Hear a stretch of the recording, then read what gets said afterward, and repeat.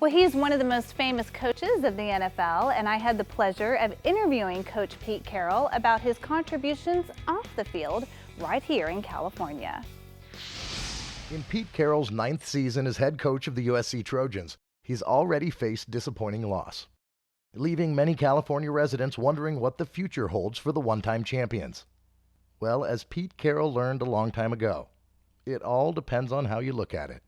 I kind of live my life day to day thinking something good is just about to happen, So that's about as upbeat and positive as I can see it. I don't mean it to be that way. That's just the way I've kind of grown up. Peter Clay Carroll grew up in a suburb of San Francisco, California. His father, Jim, was a liquor salesman, and his mother, Rita, a homemaker and an incurable optimist. My mom was so supportive. I always look back to her, and she always was kind of directed me towards the good things and the things that we could do. And I had such a great support system, and I think that kind of kept things in line for me. Carroll earned his bachelor's degree in Northern California at Pacifica University, where his performance as starting free safety also earned him a spot on the All-Pacific Coast football team, twice. After college, Carroll spent a year trying out for the now-defunct World Football League in his hometown of San Francisco. He didn't make the team. Carroll realized that his athleticism would not be his ticket to success and decided to return to Pacifica University as an assistant coach while earning his master's degree in physical education. Then, in 1977, a 26-year-old Pete Carroll took on a defensive coaching job at the University of Arkansas under legendary head coach Lou Holtz.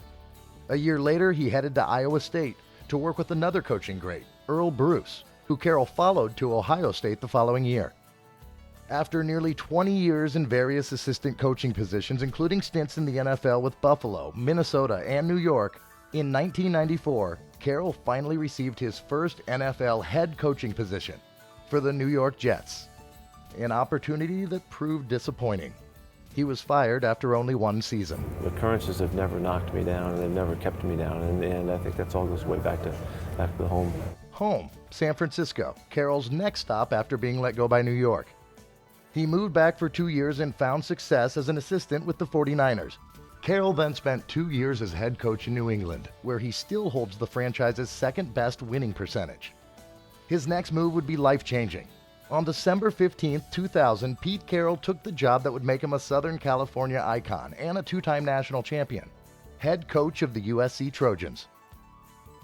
He'd found a way to channel his high energy and optimistic approach, creating an atmosphere for his players that would inspire success. Carroll describes the process. An empowerment process that really is trying to build people up to become the best that they can. And so all of that just doesn't have any room for negativity.